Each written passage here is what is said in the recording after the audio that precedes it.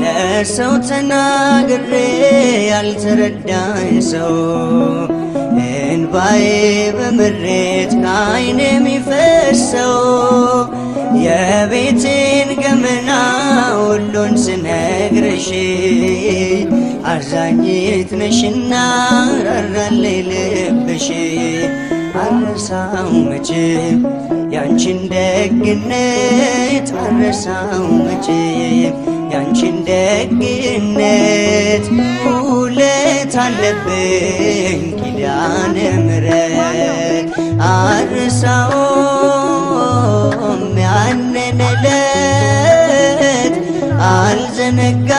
አልዘነጋው ያን ደግነት እናት ሆይ ምልሽ ኪዳነ ምሕረት እምዬ ሆይ ምልሽ ኪዳነ